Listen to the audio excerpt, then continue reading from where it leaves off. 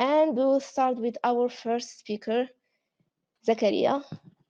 Zakaria is the co-founder and CEO of Exhibit, the market leader in the mixed reality brand experiences, and previously a technology executive advisor of this SAP leadership in AR and VR. So, hello, Zakaria. Hi, thanks for having me. Can you hear me? Yes, we hear you. Okay, perfect, great. So thanks a lot for the intro, and thank you really a lot for organizing these events, especially in Morocco. I do think that Morocco needs more and more like of these events. So I do congratulate you actually for organizing these events. Thank you so for yeah, congratulations to you and the name and the team. Thank you for accepting our invitation. Yeah, sure. So yeah, I may start like directly. I would just share actually my screen and so Zakaria will discuss with us the differences and use cases of virtual, augmented, and mixed reality, and will introduce his company Exhibit. So yeah. I will stop my screen to let you share yours. Okay.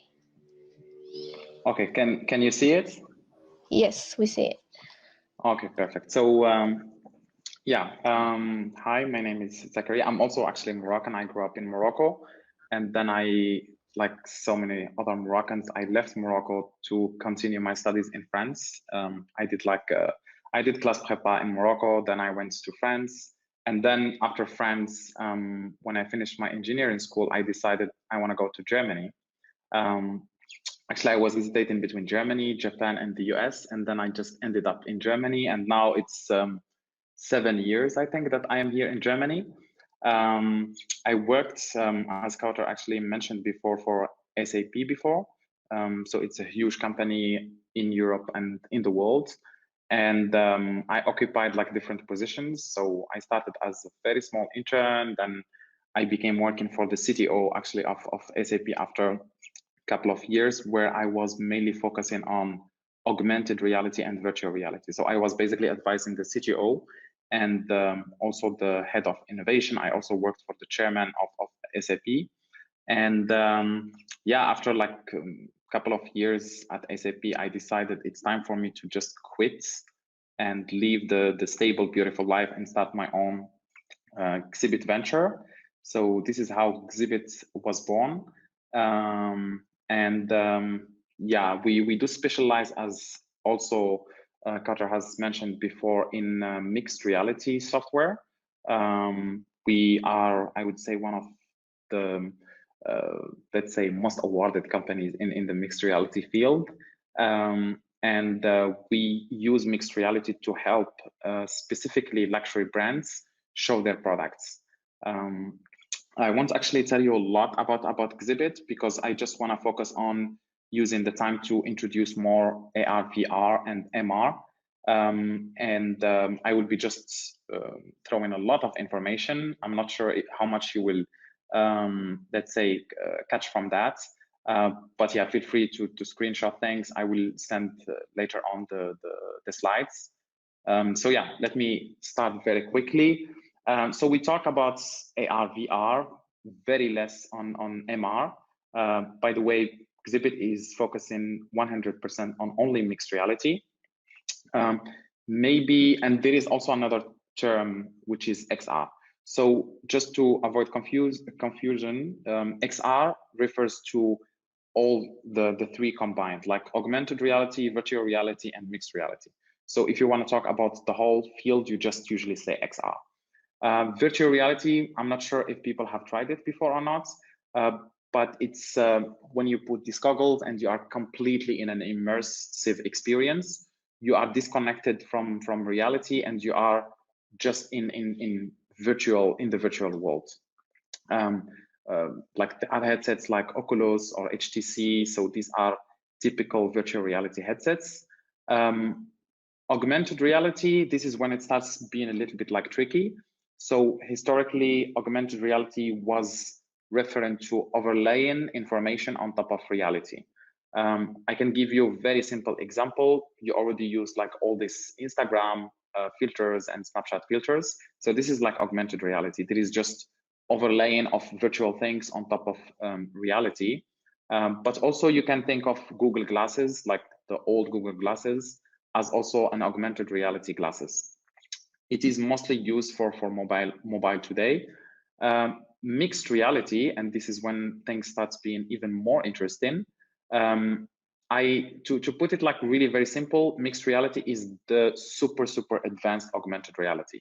Usually it's with some goggles or glasses, and it's not only overlaying information on top of reality or like virtual objects on top of reality, but it also gives you the possibility to interact with them. So interacting using your hands, also using your eyes. Also, these virtual objects can interact with the space. So you can decide if you want to put a certain virtual object on top of your physical and real table. It can remain there, but it can also fall. So think of mixed reality as just the super advanced augmented reality. Now that you are super interested in XR, probably you want to start developing. So how can one start developing an XR application or like an AR, VR, MR application? The most common way is to use a game engine. There are two main ones, like Unity and Unreal. And then on top of that, you can have like an SDK, third-party SDK that you add to your game engine. And like I have here a few examples. And the combination of these two can enable you to build an XR application. This is the most common way. The second one is that you decide maybe to skip the game engine and just go like native. So you can develop native on ARKit or ARCore or other existing SDKs. So here you basically want to specialize in I would say in one SDK and support only one platform. And the third one, which I do think it's super interesting, which is developing in the browser. So you don't need to force people to install any application. You just develop in the browser, and from the browser, you have either a virtual reality experience or you do have like an augmented reality experience. Usually it's like using libraries that are based on WebGL. And you can check, there are like a lot of examples out there if you just check web XR examples. So when we talk about the game engines, as I mentioned before, the main ones are Unity and Unreal. I would just very simply go and recommend Unity. So here in each slide, I can go really super deep, but because of the time, I'm just gonna be like superficial. The main reasons I do recommend actually going for Unity, it is simple. So anyone actually can develop on Unity. You don't need to be a software developer, understand how the memory works. To develop on Unity, you can pretty easily pick it up. Unreal is more like for very developed or like high-end movies and games. Unity, it's yeah, it's pretty easy. It uses like C# for scripting. There are like one of the advantages of using Unity is that you have a huge asset store where you can just buy a lot of scripts, a lot of scenes that can make life so easy for you to implement stuff. And then there is a huge community when it comes to Unity. So the easy answer, I would just say go for Unity, and otherwise I can also answer more questions about that. I talked about implementing augmented reality or virtual reality in a browser. So here is a very simple example using the A-Frame library, which is based on WebGL.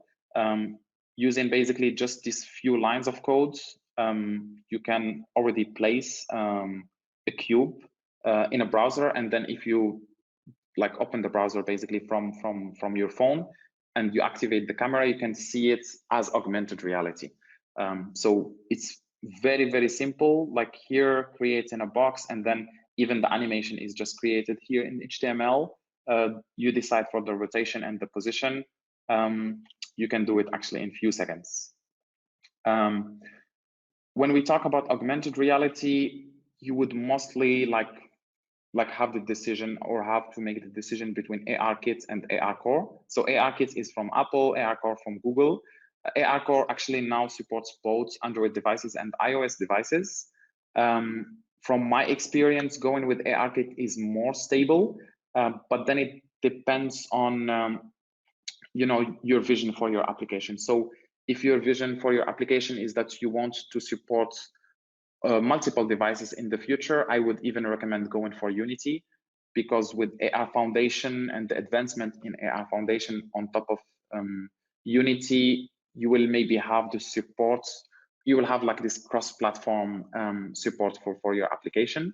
But if you just want like a one-time thing, an application, I don't know, like Pokemon Go, probably I would recommend starting with ARKit. It's way much more stable than ARCore, but you can also experiment with both of them. Virtual reality headsets. There are tons of virtual reality headsets. I have personally the Oculus Quests. I do recommend, if you can afford it, actually the Oculus Quest 2. But there are like really tons of headsets there. What really matters usually in a headset is like the field of view of the experience. So this is something that really matters in both virtual reality and mixed reality. If like the battery also matters a lot, and if it's really connected to the laptop, or if it's with a cable or without a cable. So I won't go into the details. Mixed reality. There are three main headsets that are dominating the markets today. There are a lot of others, but these are the ones that I really consider big. HoloLens from Microsoft, Magic Leap, and Unreal, which is based in China. Here I just like HoloLens, it costs like around 5,000. Magic Leap, half of that, and Unreal costs like 5 times less than Magic Leap, so around 500. But you still cannot buy it actually in Europe, even in Africa, even in Morocco. If you want to start experimenting with mixed reality, you can start actually developing with Magic Leap, and you don't need the device actually to do that.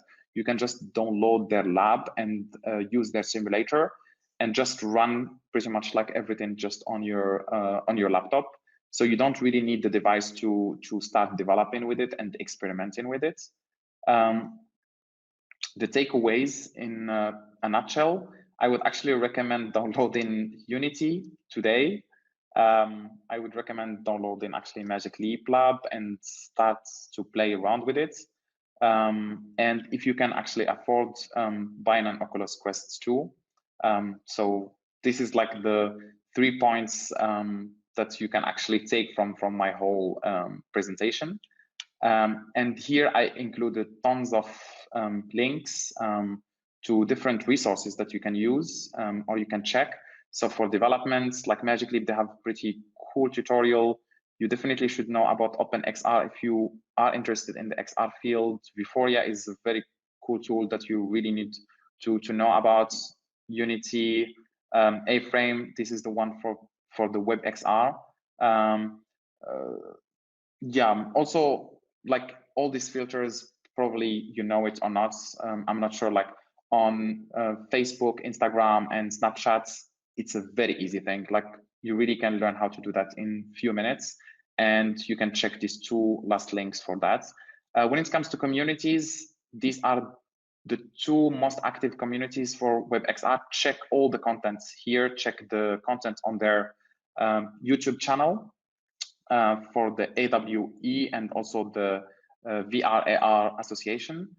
So you will find tons of interviews, tons of contents there.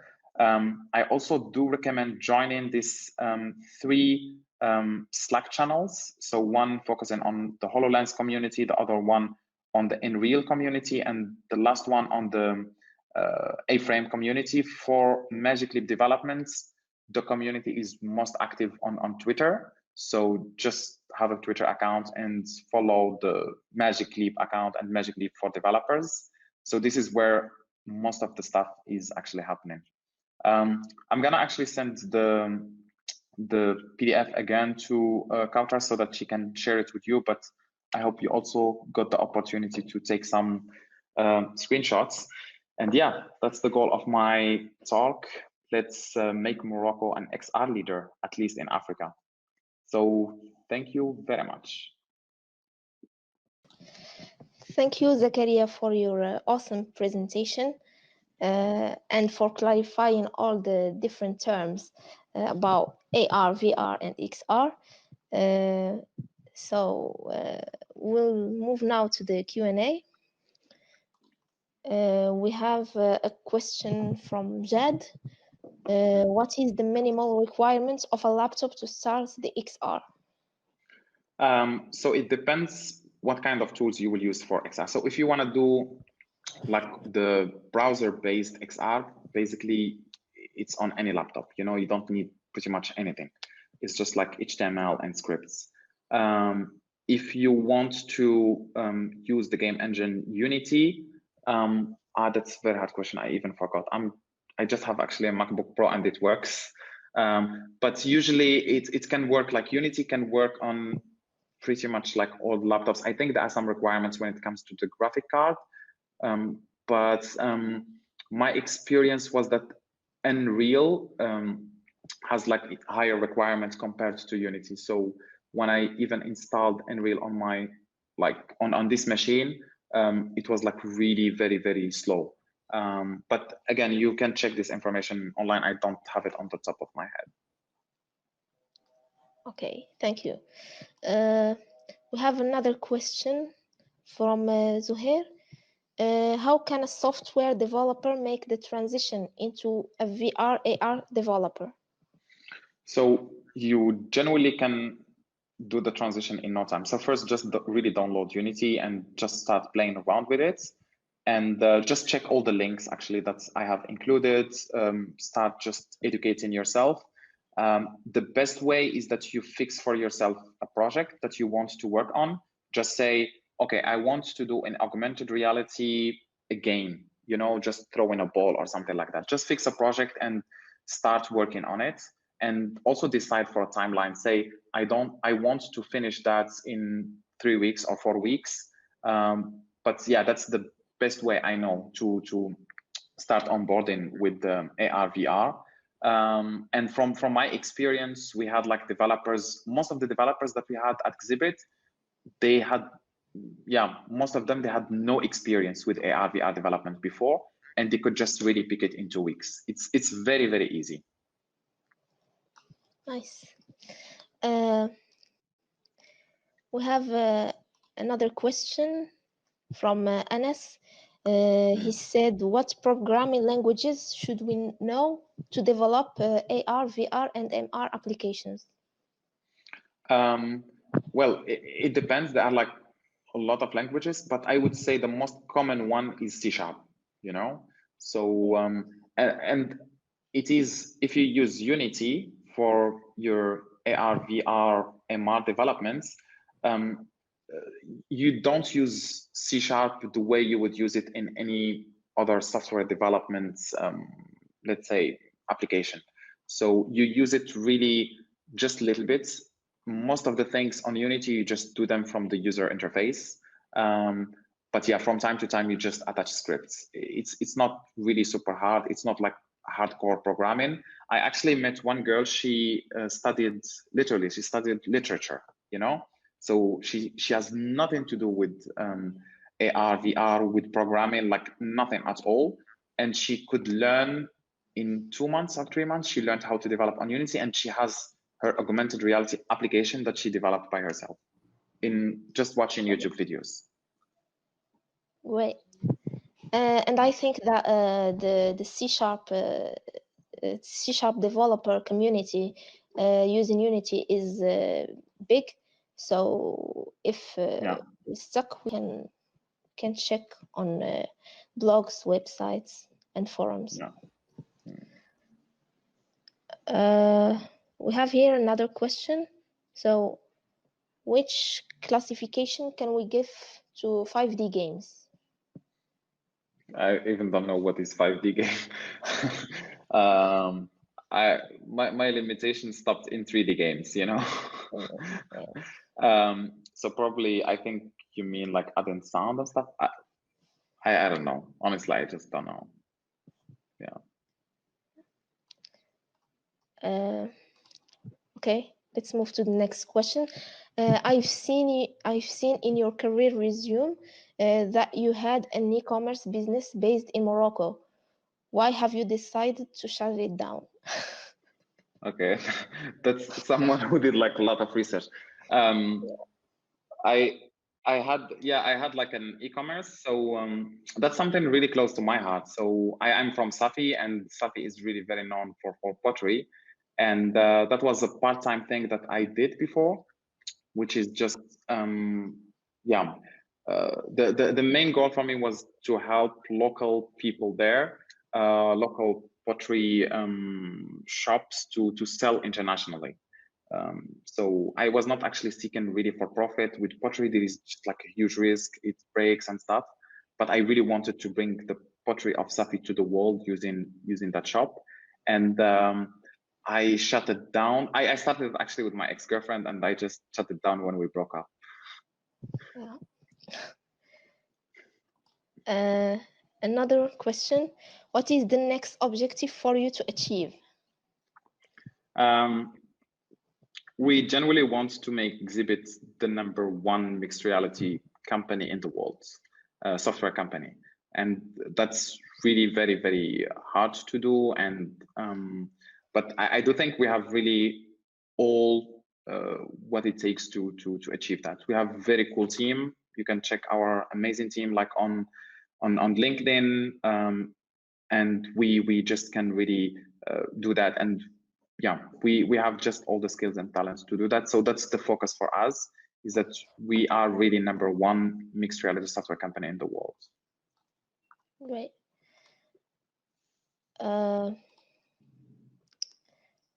So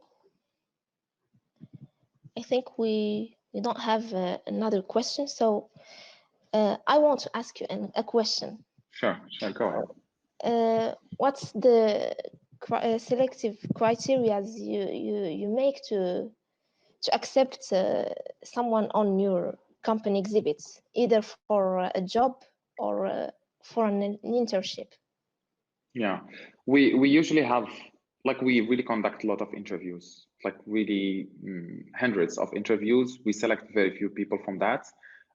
We focus on 4 things, especially when it comes to software development. We do focus on 4 things. Like, first,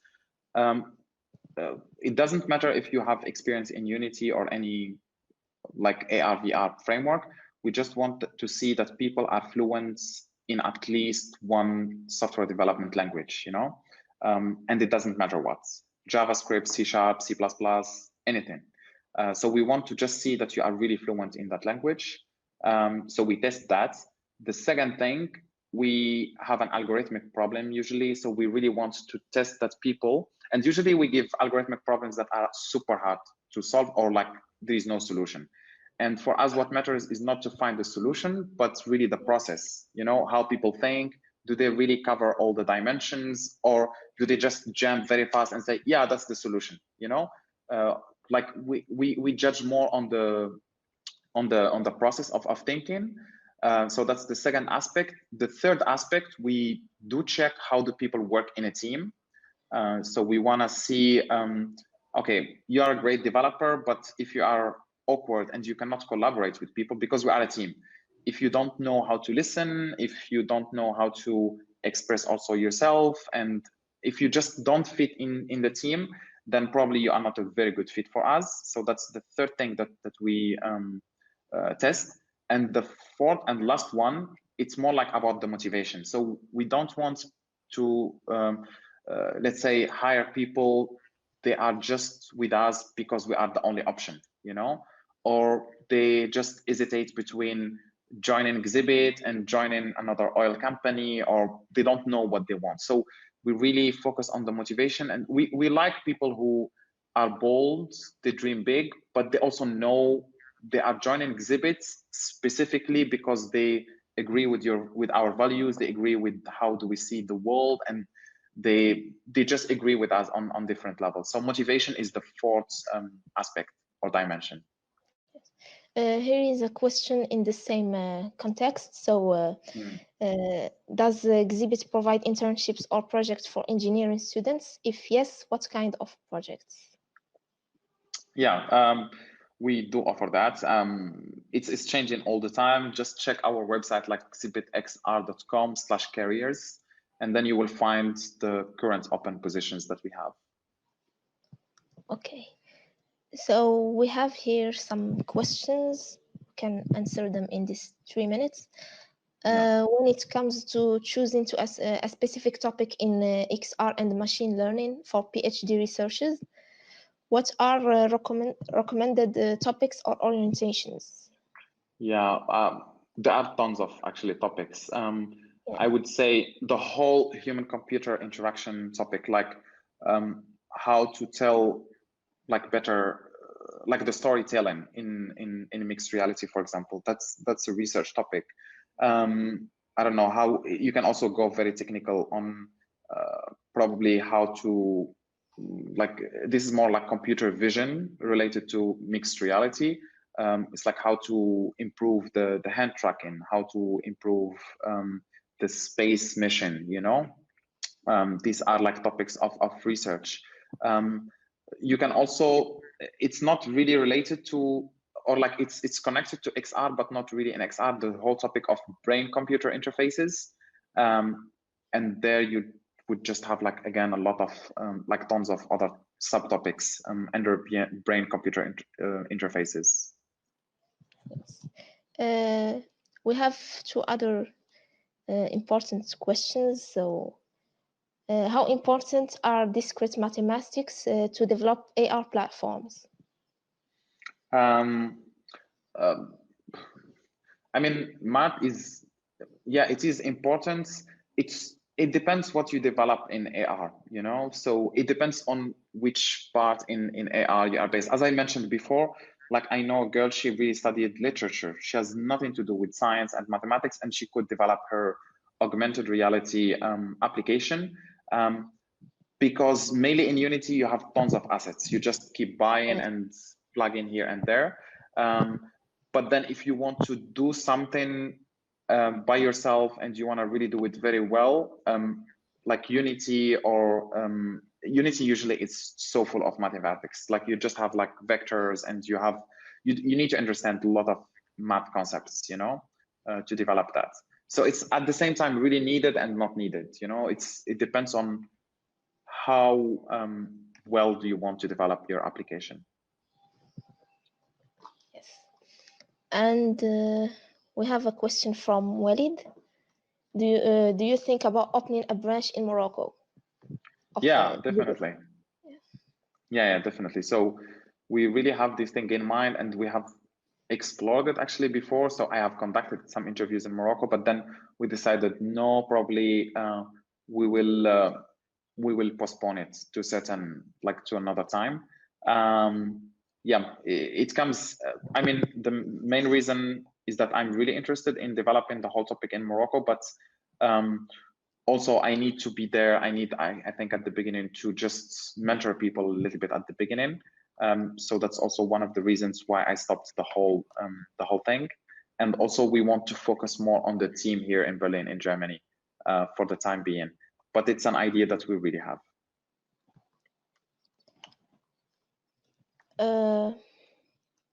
We have another question, so it will be the last one.